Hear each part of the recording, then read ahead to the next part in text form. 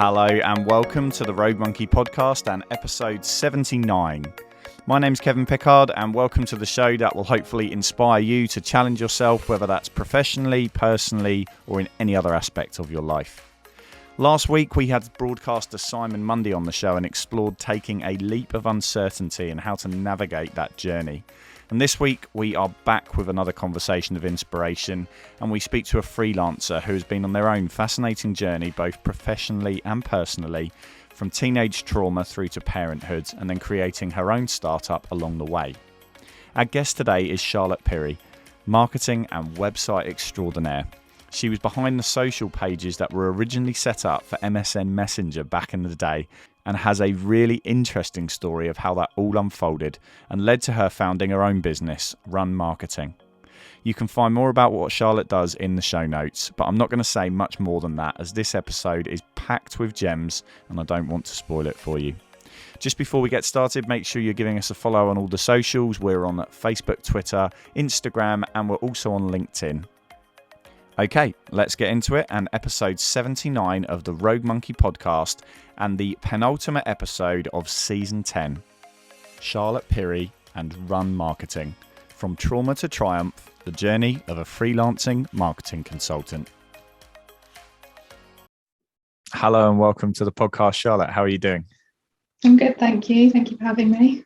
Oh, thanks for coming on. I know you're not the first one in our little circle, if you like, to come on the podcast. We had Lauren recently on the season as well, and we were talking before we started recording. It's interesting to share stories that I think are a lot more relatable, and I'm sure there's a lot of people out there who probably will know about some of the things you're talking about today, but probably haven't thought about it in the depth that you're going to hopefully go into. So I'm looking forward to exploring your journey. But to get us started, do you want to give us, I guess, a quick introduction as to who you are and your headline journey so far? Yeah, so I am Charlotte. I am a new freelancer in the world of marketing, having had a successful career in marketing and website management. And I am a mum of two, I was going to say little babies, but they're not little babies, a 4-year-old and a 1-year-old. And I'm also wife too, which sounds strange, but my husband Ben, who also runs his own business. So we've got a lot going on in our busy life. And that's where I think a lot of people can currently relate to right now, because we all see these lovely videos on Instagram and whatever it is of how simple all these business ventures are, and don't often see what is 1,000 juggling balls going on behind the scenes. So I think we'll get into all of that. But I guess kind of going right back, where was this interest in the space of marketing? And also we were talking when we met up a few weeks ago about how we kind of came through university at the same time, and it was perhaps a period of time where actually the world was undergoing quite a big change. You know, probably in the years prior to university for us, Facebook didn't exist, YouTube was just getting going and those sorts of things, whereas now kind of the world you operate in is very, very different. So what's that journey been like from where you started, I guess, all the way through this kind of evolution of the tech world? Yeah, that's really interesting you say about that, actually, and I'll get on to like a point in my career where social media was such a big part. So I kind of got into marketing and advertising because I always had quite an interest in psychology, sociology. I did those as A-levels. Wasn't sure whether I wanted to go down a kind of more of a medical career, and then kind of got a bit scared and was like, I don't know if I want to do that, it's a bit much. But I can kind of use that interest in those skills in marketing. It's kind of, they're quite transferable, interest in people, a bit of psychology into how people buy, that sort of thing. That's kind of what led me down the marketing path. And I studied marketing and advertising at the University of Hertfordshire, but on what was called a sandwich degree at the time. I don't know if it's still called that. You do a year's internship in your third year rather than finishing, and then you go back for a fourth year to finish. So during that year, I got an internship at Microsoft, which is a really prestigious internship for a full year paid. And that was absolutely instrumental to my whole career. But the reason I got that internship was because they do like assessment centre days, and it's all very like, I don't know, pressured, and lots of people in a room and aptitude tests and all sort of stuff. But we had an interview, and it was with a kind of team in London rather than their base in Reading, and they were doing a lot of online stuff, and they were sort of talking, and I mentioned that I have Twitter and that I tweeted, and they were like, oh my God, she knows what it is and like she can use it. And that's how I got the job, because they wanted someone that could take on establishing social media presences for Hotmail and what was MSN Messenger at the time. That's a blast from the past. So I got the internship probably somewhat based on merit, because I'd always worked hard and had kind of good grades on my first and second year at university. But yeah, because of social media, and it wasn't really a thing at the time. So as a 20-year-old doing an internship at Microsoft, chucked me in at the deep end, was responsible for setting up Facebook and Twitters and all sorts for Hotmail and MSN Messenger in the UK, which now I think about it, it's kind of crazy because everyone had MSN Messenger.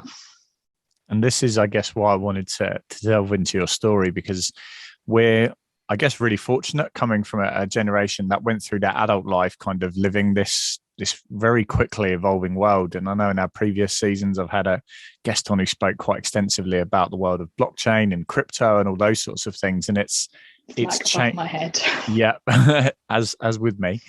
But I think when you delve into this stuff, it's fascinating how an industry changes so much. And what I mean by that, I guess, is generally speaking, although things might change and evolve by a few percent each year in whatever industry you're in, whether it's, if you go and train as a doctor within reason, what you learned 10 years ago won't be massively different to now. And the same with being a coach, and the same with being an English teacher and all of those sorts of things. Whereas in the space of marketing, and especially if you listen to people like Karen Brady and people like that were around in the radio advertising years, where that was the primary form of advertising, to where it is now, where anyone pretty much anywhere can build a website, set up a shop, create a product, market it themselves for free if they're savvy with social media, and actually create a community and an audience. And I guess it's incredible, but also, like we alluded to with the whole crypto thing, a lot of people are not necessarily out of their depth, but perhaps in an area they don't fully understand. So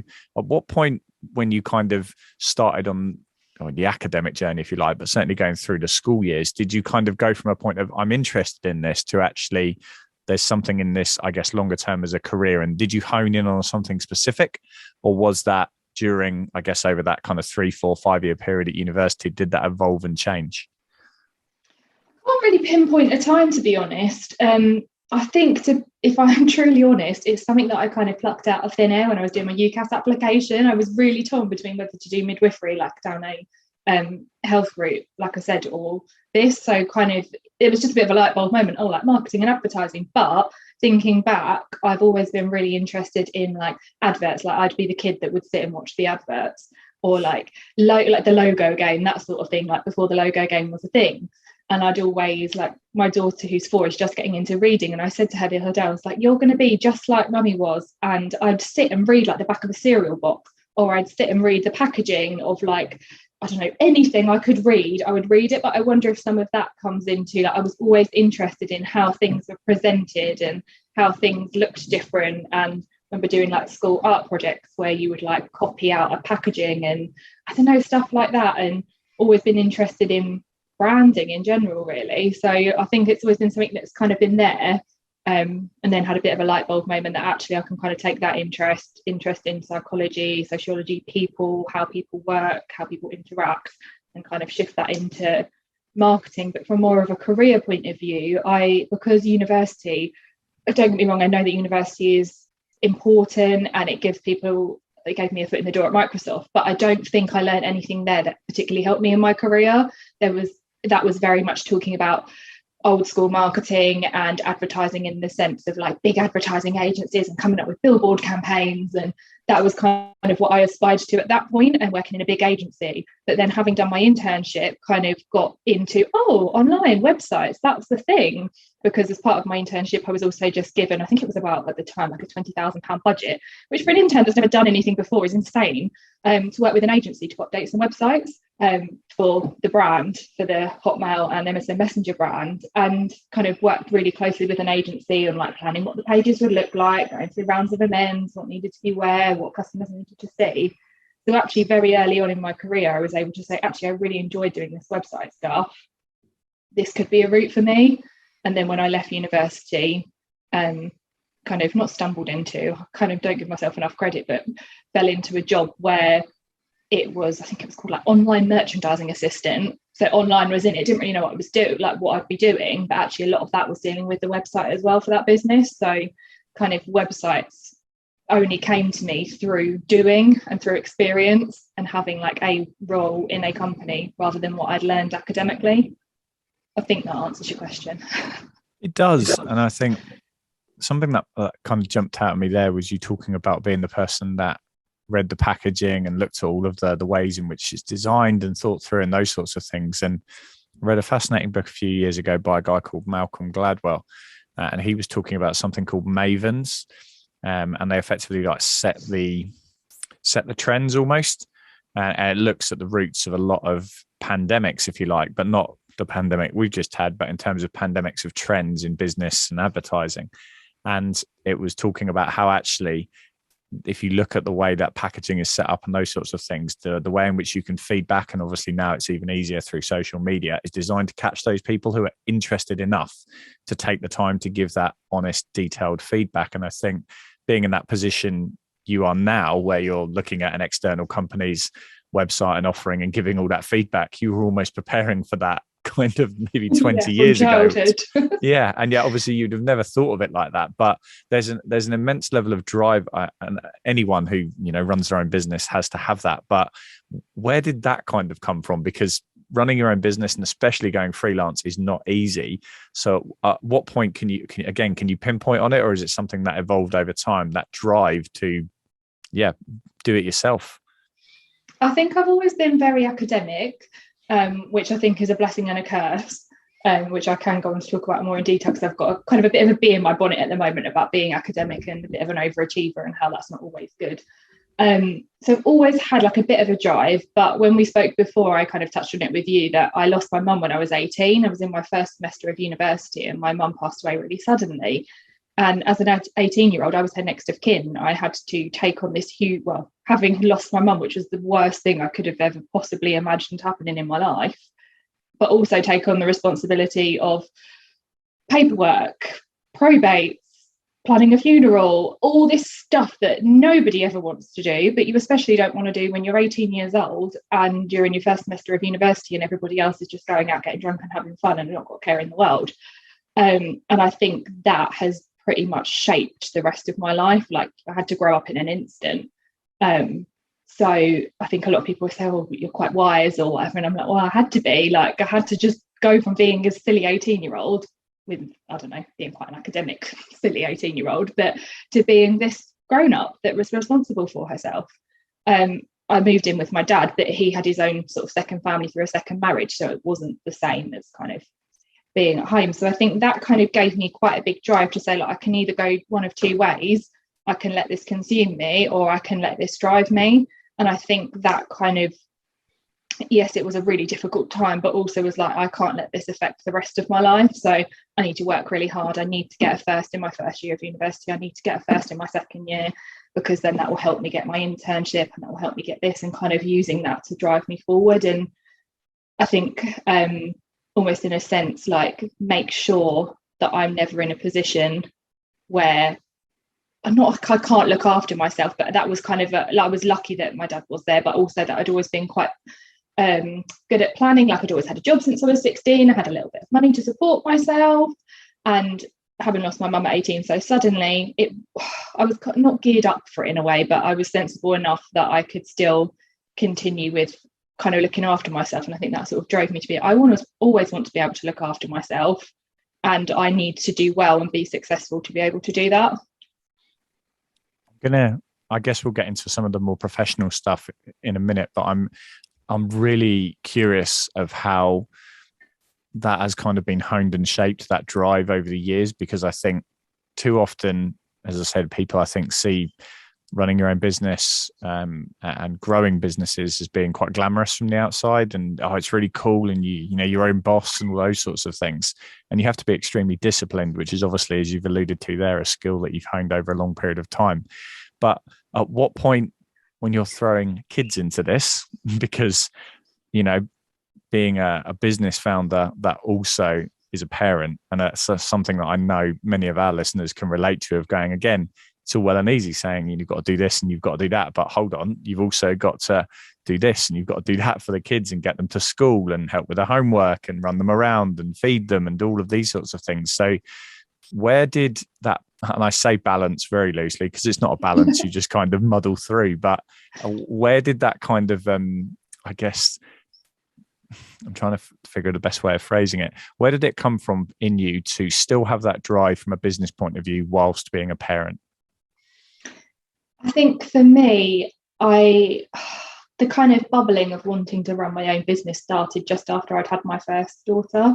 And I think it was the thought of going back to work and having quite a professional career and seeing other people in that industry that were like me but didn't have children, or were like me and did have children but were always like running around or stressed or whatever, and just not seeing the balance basically. And that's when it started bubbling. So when I was on my first maternity leave, I bought my domain, I started setting up my website, and then I went back to work, and it just all went quiet because when you're employed full-time, I was doing 4 days a week and quite a busy professional job, just like I haven't got time for this, whatever.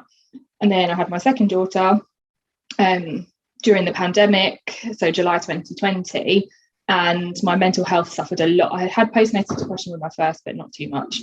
Kind of got through it quite quickly with support, but with her, she didn't sleep. And sleep deprivation, if anybody knows, like she was waking me every half an hour for 6 months. I just went completely crazy and just couldn't function.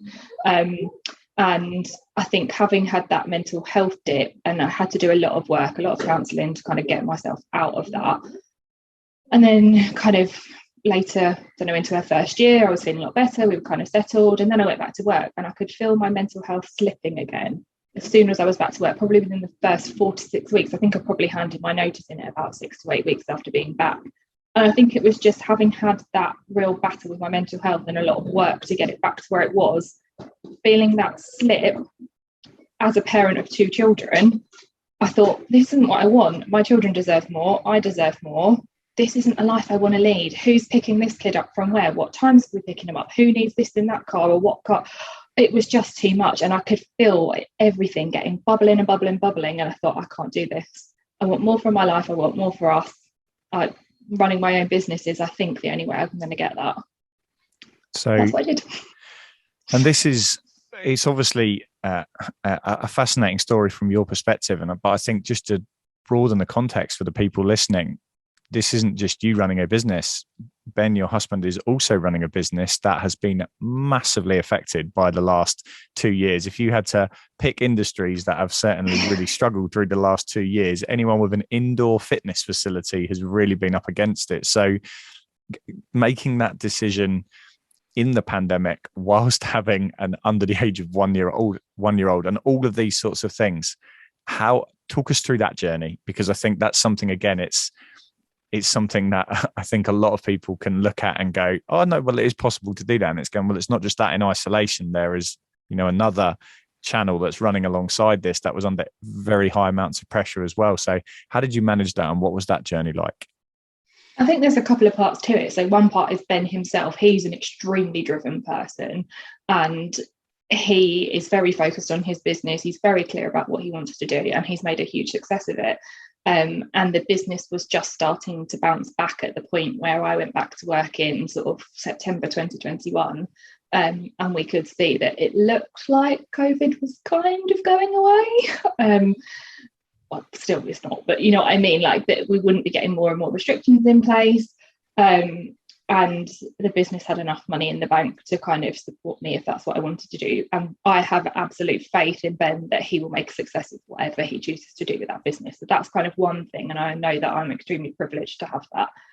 And then I think the other part of it is that mental health battle, and knowing that I have to prioritise my mental health for myself and my children and Ben and for our family.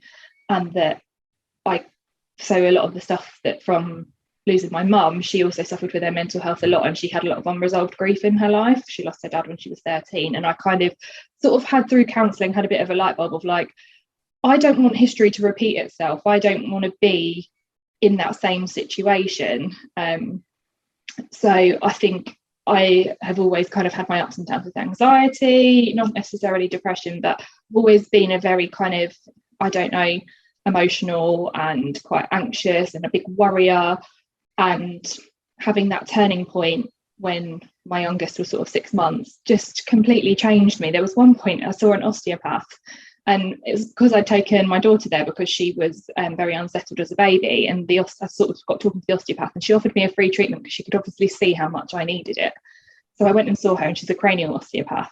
And she did a treatment on me, and I cannot describe the shift in myself. She did a lot of visualization, and she got me to visualize. And I visualized basically a rock with a crevice in it at the beginning. She did a lot of work with me and a lot of breath work. And by the end of it, I could see a full rock with like orange and red around it. And it was almost like she'd healed a broken heart. It sounds cheesy, but I don't know what she did. This woman is absolutely incredible. And that was such a shift for me. But one thing she said to me was, you live in your head a lot, don't you?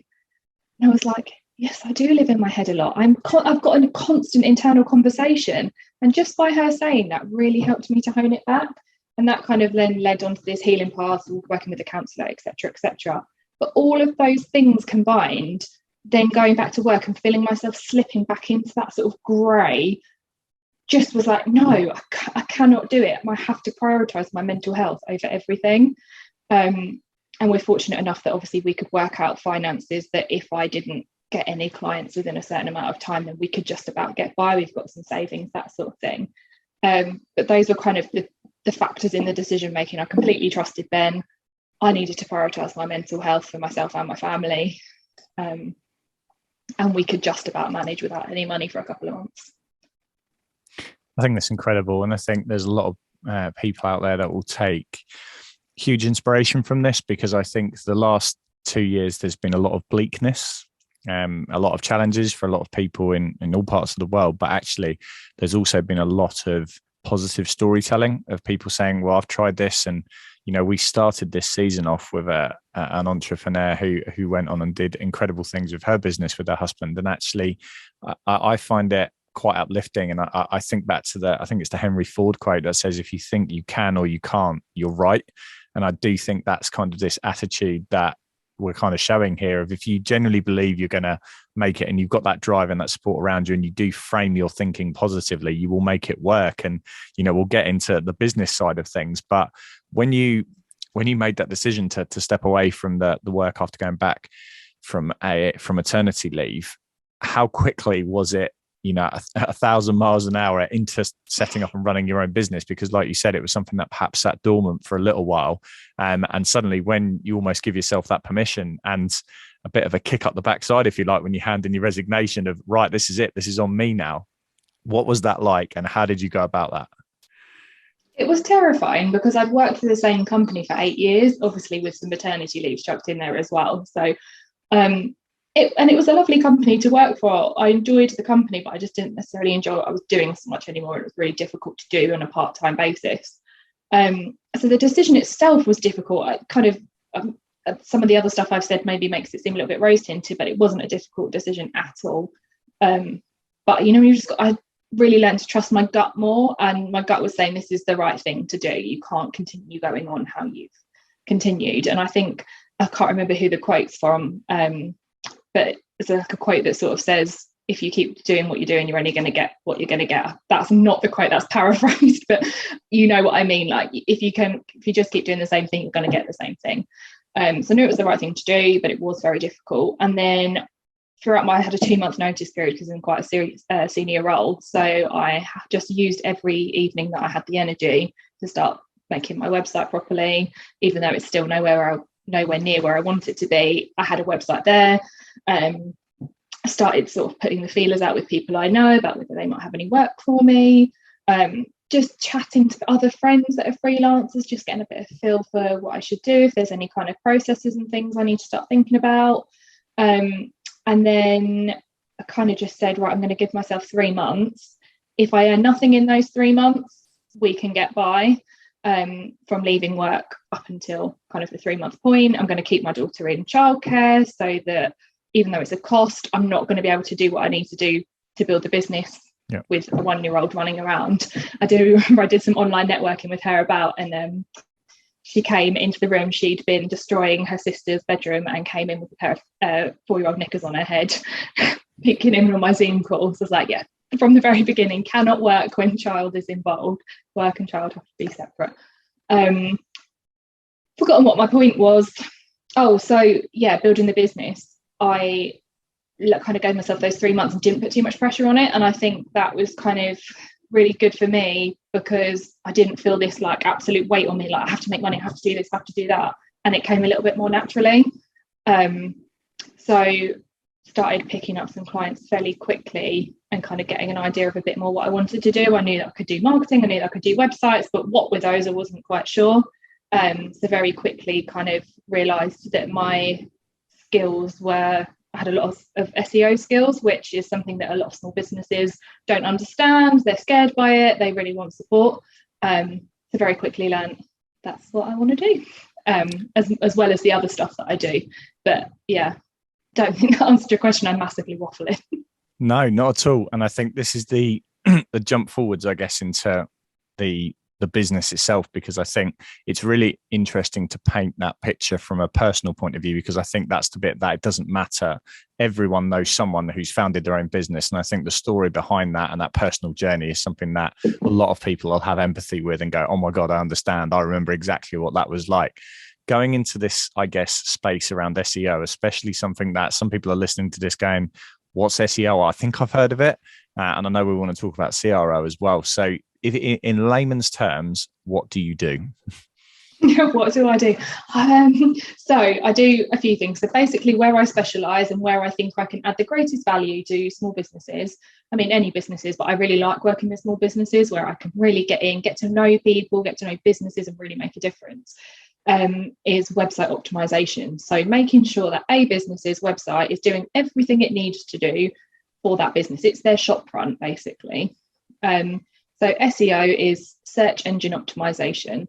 So basically making sure that your website is geared up to appear in Google or any other search engines, results pages for relevant searches that a user might make. So if you were a florist in Hertfordshire or, I don't know, a smaller town, you would want to be appearing when people search for florist near me or florist in Hitchin, for example.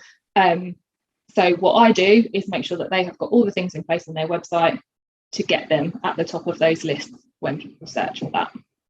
That's okay. SEO. Well, that's it in the sense of I immediately can, okay. I'm sure there's a few people that are still living in a cave, but the vast majority of us, when we know how to use Google, can go, I understand that now. And the frustration from a consumer point of view of I'm trying to find something and I can't find it, to I'm sure the frustration of a lot of small businesses out there going, we've got this, got an amazing product or service or whatever it is, but we can't get it in front of people. So that's, I guess, point one or angle one we come in at. And then how does that move into, I guess, the second part of what you do?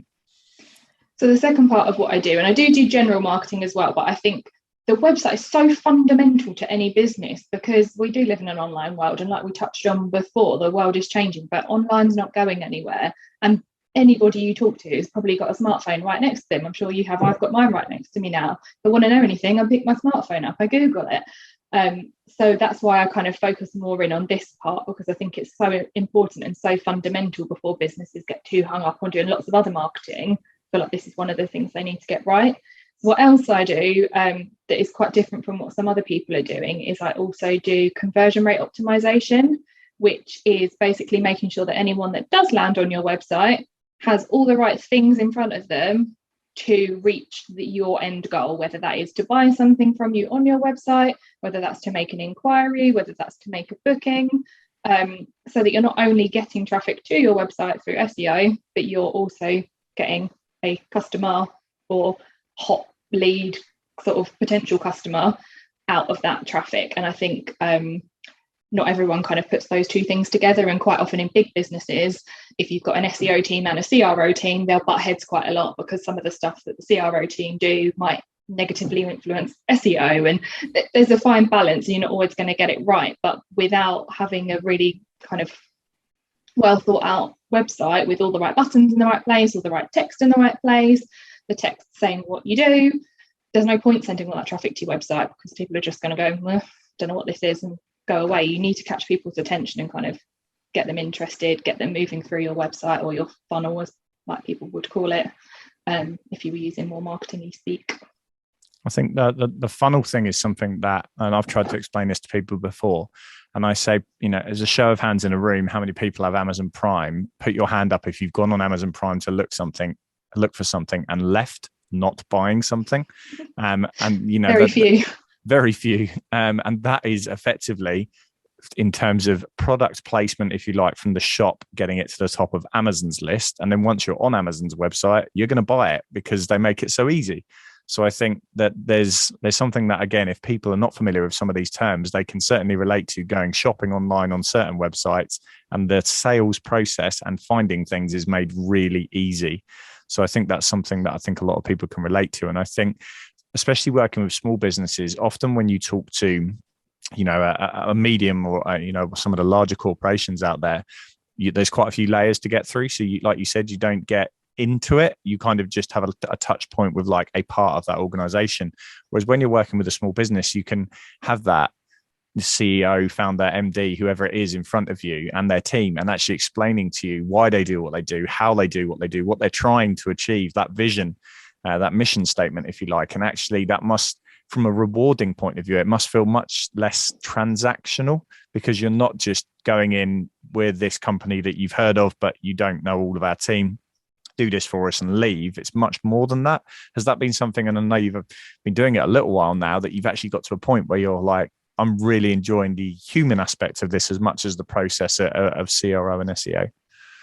100%. So even having worked in the company I worked for before was only sort of 100 employees, maybe a few more, but I didn't feel that connection with my work. I couldn't see the direct output of what I was doing.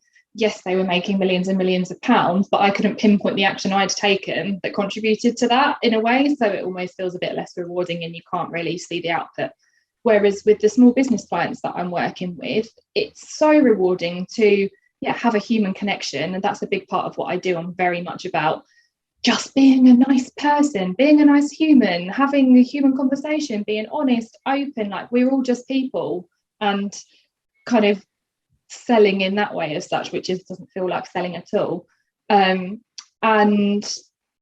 I can see the benefit of what I'm doing. So even if I work with a client for quite a short period of time on their SEO, if they've not had much in place before, it doesn't take me long to go in, do what I need to do, and then start seeing the results. And some of my clients now have been in business for 6 months, but I started working them very early on, so I've been working with them 4 or 5 months. They're seeing huge improvements in their businesses and the amount of clients they're getting through the door because of the work that I've done with them. And I say with them, they've not physically done the work, but they're the ones that are guiding me on what big goals that they've got and the output they want and paying me. So it's very much, I still say we, and I say we when I talk to them about their business, because I very much feel part of it. And I love seeing them succeed, like they're starting to get higher up in the rankings, or they say to me, oh, I've had an inquiry. And I'm like, yeah, you have. Like, it's great. I'm really happy for you, but you will be seeing this more and more and more. Like, it'll become a normal thing for you. People are finding you. You're not having to go, oh, where's my next client coming from? Or where's my next lead coming from? Oh, I don't know what I'm going to do. They just know that, like, trust that it's going to come because people are searching, they're appearing. It's so rewarding. And I think that's a big part of what I was missing in my role before, is that there wasn't that reward. I kind of lost all my passion for what I did. And now it's kind of come back. It came back very quickly, kind of like, there is almost there's days where I have massive imposter syndrome and I'm like, oh, I can't do it. Why does anyone want to work with me? Oh, I'm rubbish at this. But then you see the results and you're like, no, I do know what I'm doing. I'm adding value to these businesses. I'm adding value to these people who now have more money to support their families. And yeah, it's massively rewarding. That's really, really cool to hear. And a little shout out to a podcast called Conversations of Inspiration, run by a lady called Holly Tucker, who you've probably heard of. She founded Not on the High Street. And you listen to her talk about that passion for working with the SMEs. And actually I think it's really, really cool that you cannot work for a company in the sense of being within its 4 walls of paid internal staff. And you can get to a point where the language is we do things. And like you say, yes, they are paying you for it, but that's kind of the side bit, if that makes sense. You're going on that journey with them of, look, we have ambitions to get from here to here, and you're holding their hand effectively on that journey through it. And I think that's something that businesses as a whole, especially brands that are looking to retain people, need to do better, because actually we're getting to it. Work is becoming less and less transactional. It's becoming about values. It's becoming about the story. It's becoming about the journey that you go on. And I think through the nature of things like podcasts and all these other things that we get involved in, you can share these sorts of things. Whereas before, perhaps you might go to a marketing conference once a year and hear somebody that you've heard of in the industry get up and say a few things.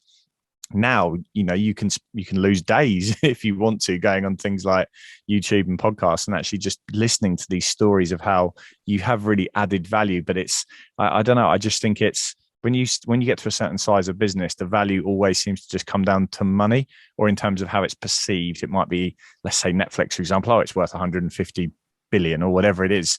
Whereas when you're talking about the local business that you've helped, you're talking about the fact that their founders and teams, are more financially stable. They can look after their families, all of these sorts of things. And it's just so much more of a human connection. And something I guess I wanted to ask about that, because I don't think that's something you just stumble upon. I think that's something that's kind of evolved in how you believe business should be done.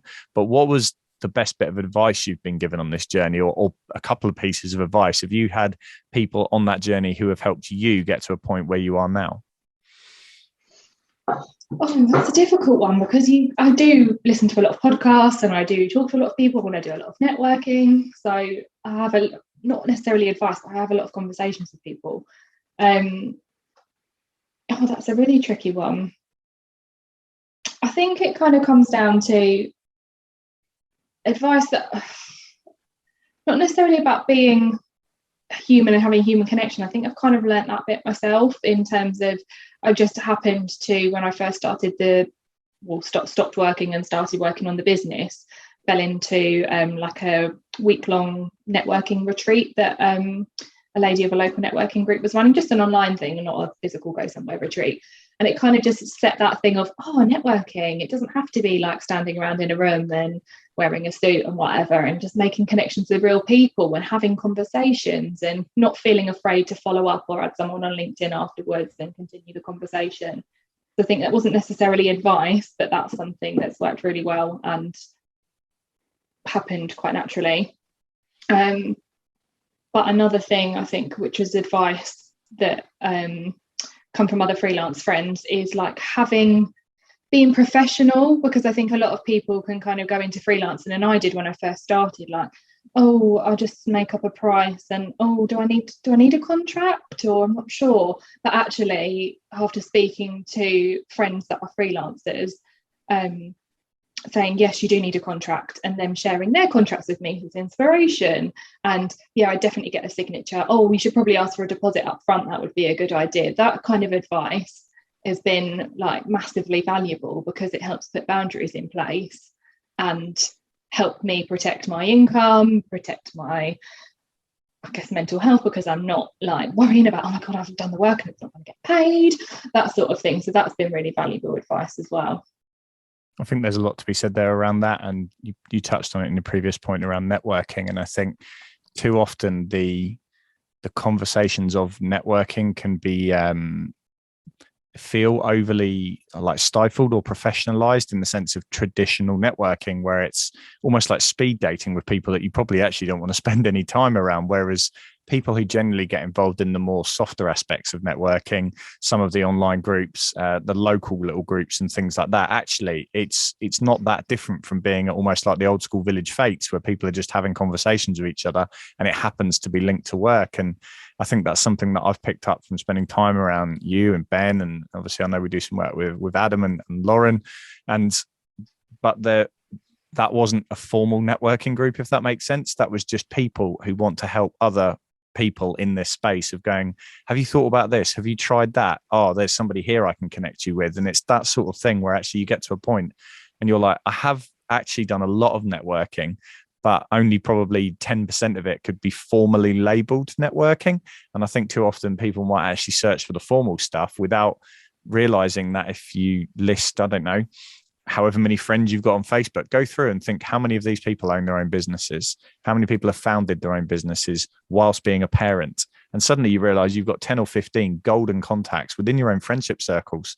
And I think too often we often look outside of that to start with, where often the answers are kind of in our laps. And I think we're often scared to just talk to people, like face to face, or have a conversation. And it's taken me quite a long time to get the confidence back again, especially after being in the house for so long.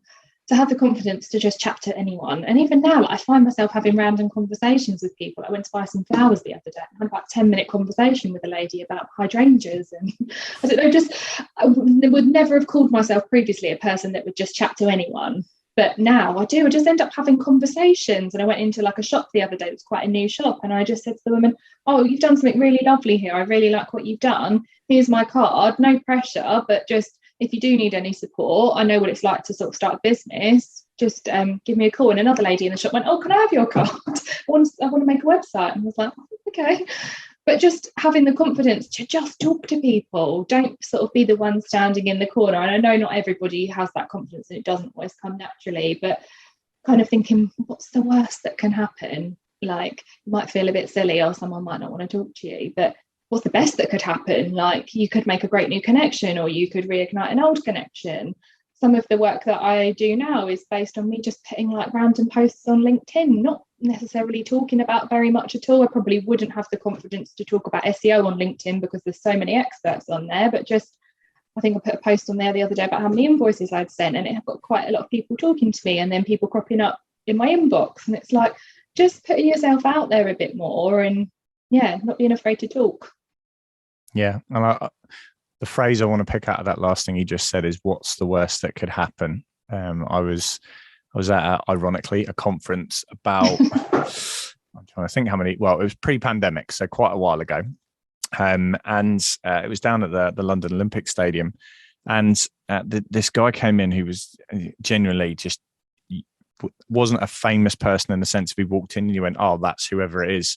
And he got up and told this story, and I definitely won't spoil it, but for anyone out there who's looking for those kind of inspirational people to hear from, it's a guy called Anthony Bennett. I think his Twitter is I am Anthony Bennett or something like that. I'll put the link in the comments underneath. And he spoke about, he had health challenges that ultimately he had to be resuscitated a number of times, had a really challenging 16-year-old experience. And anyhow, from that point on, he took a lot of opportunities, and his mindset of, I have two choices here. If I say no, nothing will change. Like you said earlier, if you do what you've always do, you'll get what you've always got, or something amazing could happen. And I think becoming more comfortable in that space is something that a lot of people have perhaps dabbled in, founding their own business, doing a little bit of online stuff during the pandemic, or if they were on furlough or whatever it was. And now they've kind of almost lost that. Whereas I almost feel like we've now got a wave of people coming out of this like last few years where they actually go, oh no, actually I might do that and I might try that. And you see it on the people you follow on social media all the time. Like, the biggest thing stopping you is action. Just have a go. And if it goes wrong, you learn from it.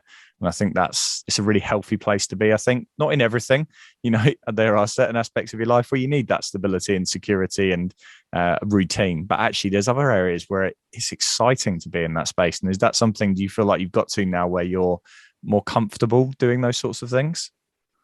Definitely. And I think that has taken time and age to kind of come with. Like, I was talking to someone the other day and I said, I wish I could have told my 20-year-old self to like, just put yourself out there more. Don't stop worrying about all the what ifs and what could happen, and like, just put yourself out there and do more. But yeah, it definitely comes with time and experience, doesn't it? It doesn't just come out of nowhere. But I think even if people can take really small steps into just pushing themselves a little tiny bit more out of their comfort zones, even if that's in everyday life or in business, just do that one thing that makes you feel slightly uncomfortable, but a good uncomfortable. I think trusting your gut's really important as well. And that's, again, something that's come with time for me. I've always kind of trusted my gut, but I do so more now than I have done in the past. But yeah, just if something feels like it could be good, but you're still like, oh, I don't know, it makes me feel a bit cool, then it's usually something you should just push on a little bit further and just keep practicing, and just, yeah, it will start coming more naturally. I listened to a very, very funny story in the last couple of weeks from the founders of Innocent, the smoothie company. And it was three. I love Innocent. Well, and they used to answer their phone, hello, banana phone. And it was in, I think, Fruit Towers. They named their offices. I remember studying them a lot at university, kind of going back to that conversation. It was a brand that I was like obsessed with. Well, I'll send you the interview, but there was one point in it where they talked about how it was founded. And it was three guys that went to school together. They ended up creating all these juices, and they basically agreed they were going to try and sell them at a festival. And if they all sold on the Monday, they would all go and quit. But they were like, our measure of how they would sell is they put a huge sign above their stand saying, we've made juices. We're going to try and make a living. If you think yes, put your empty bottle in this bin. If you think no, put your empty bottle in that bin. And apparently some of their parents put bottles in no bin because they didn't want them to quit their jobs. And they said at the end of the weekend, the bin was full, and here they are now. And I think it's really, really important for people to kind of, and I don't mean this in a horrible way to people, not get over the fear of it, but just take a leap. Because in 5, 10, 20 years time, if you didn't, you'll look back and you'll think, I really wish I'd done that. Whereas actually, if it doesn't go well, but it's hilariously disastrous, you'll look back and go, oh, that was so funny when I tried that. But 9 times out of 10, actually, you take the leap and it leads to something that leads to something else. And then before you know it, you're running your own business, or you're supporting someone running their own business, or whatever it is. And you look back and think, I can't believe it's taken me this long to do it.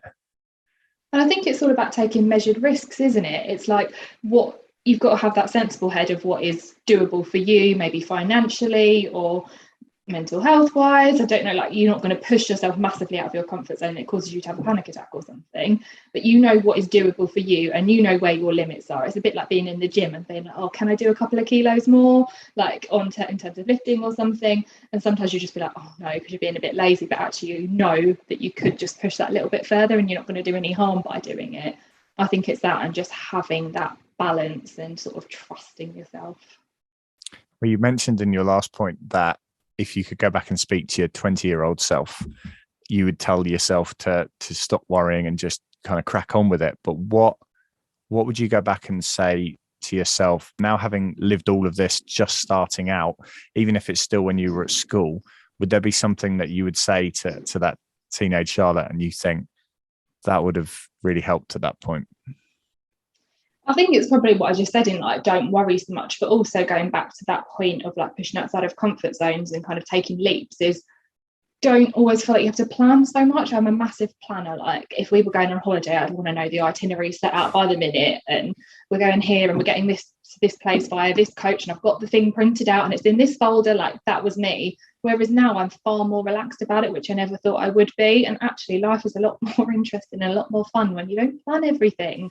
And I think, I know it sounds a bit cheesy and a lot of people are saying like, trust the process, but there is something in that you don't always, I mean, in business, maybe you might have to have a 5-year business plan if you want to get funding or something, but you don't always have to know what your next step is. Sometimes you just need to do something to be able to work that out. And often it's a blocker to be trying to plan that far ahead, because you'll always find a reason to say no.